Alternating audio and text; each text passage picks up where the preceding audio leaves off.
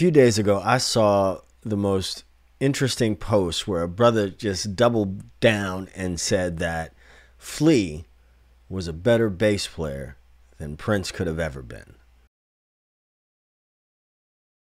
Wait a minute. Now listen, to be sure, this is an apples and oranges sort of comparison.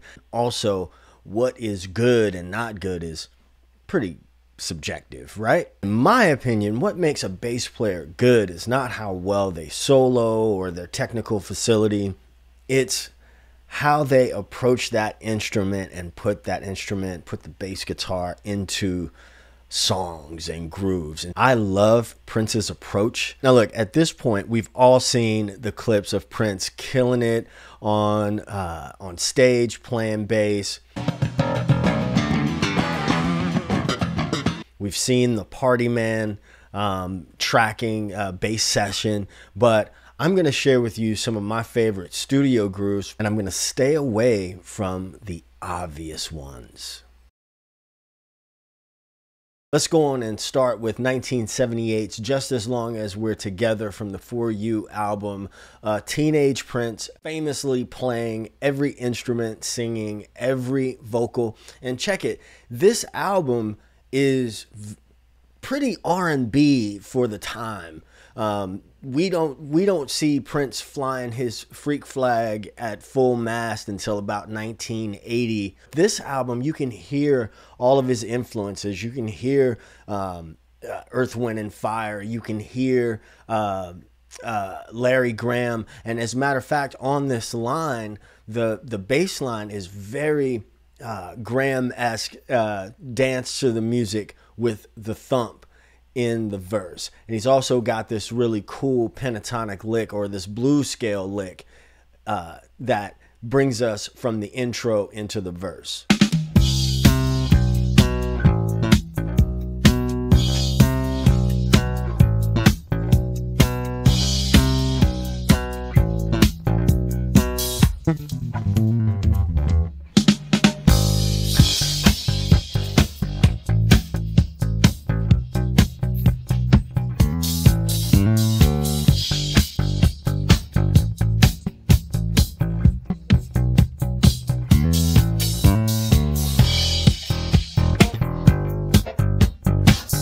Next up on the list is Sexy Dancer from the self-titled second album from Prince. So what I dig about this bass line is that it doesn't start on beat one. A lot of times, especially with newer players, we kind of think that we need to start right on beat one. And a lot of times that funk is on the end of beat one. So let's check it out.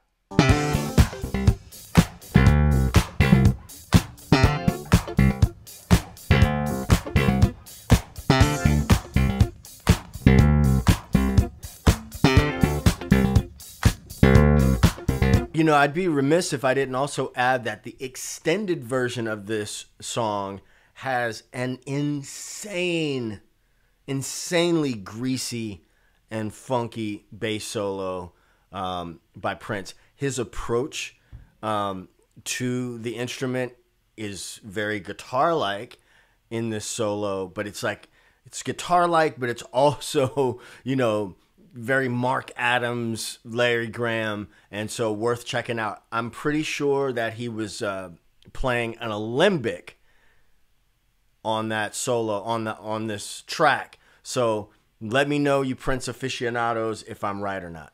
And also, I want to just talk about this bass line just a little bit, because there's so many of these elements that we now, I think, overcomplicate that are right here in this.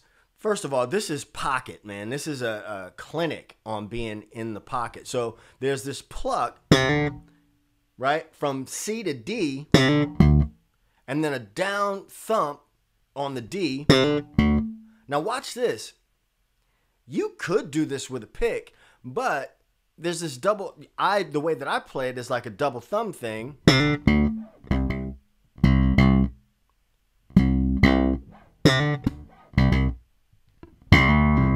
And then pluck right there from the C to D. and you could do it that way as well.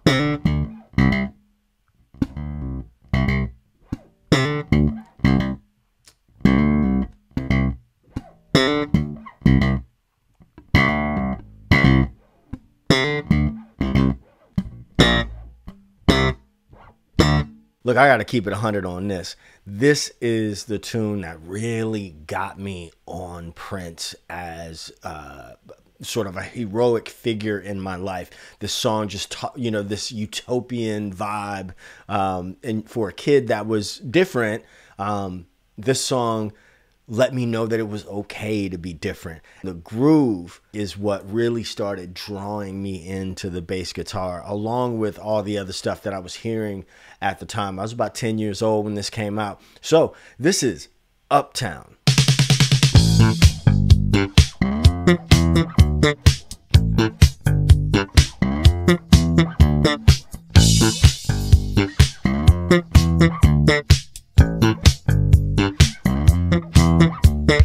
Notice how locked in that bass and drum groove is. It's simple for sure, but you got your octaves in there. You got some slides in there. Can you make that feel good? That's the point.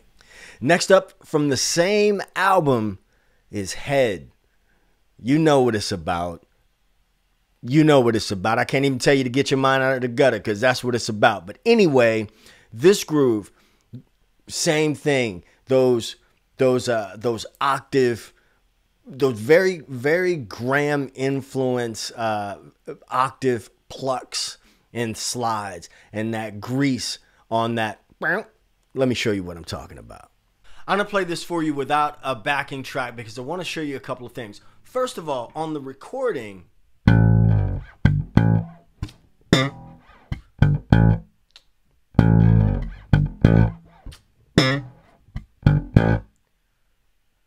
so A to G,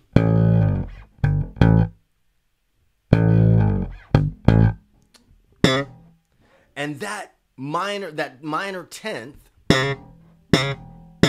just kind of sliding up a half step, right?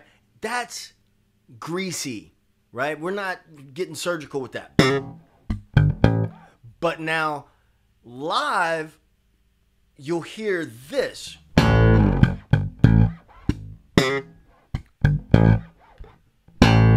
I think maybe sometimes on the recording it's like that as well, but to my ear, mostly funk stuff. So sometimes you can kind of hammer, do a bar over to that G.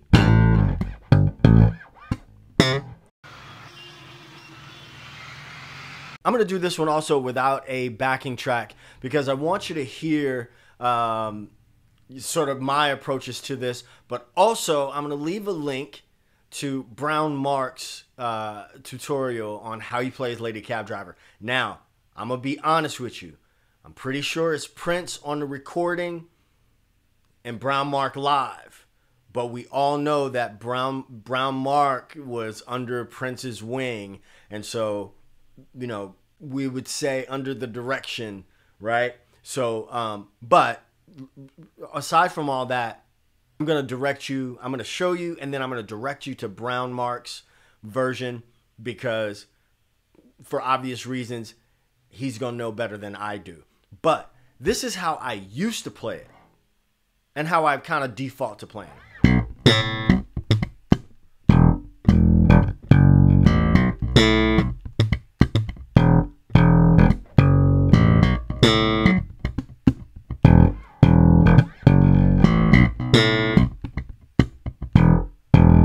So those are 5 examples of why I think that Prince is a dope bass player and how he approaches the instrument and where he makes it sit in the music. One thing to note about Prince's playing and his approach to the bass is it's very much rhythm first.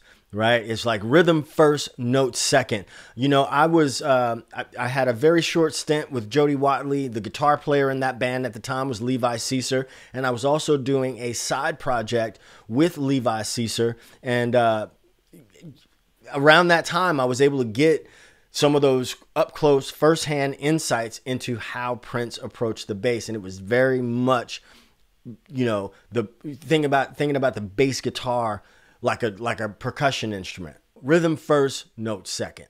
Another thing that makes Prince a dope bass player is his versatility, his ability to like seamlessly go through different genres. I mean, we all know the rock, the jazz, the funk, all that stuff. Prince touched everything. And obviously, he was technically proficient on the instrument in a different way than Victor Wooten or Flea or Marcus Miller, but you don't get the sound that he got out of the instrument without technical proficiency. Down below, I want you to let me know, what do you think makes a good bass player?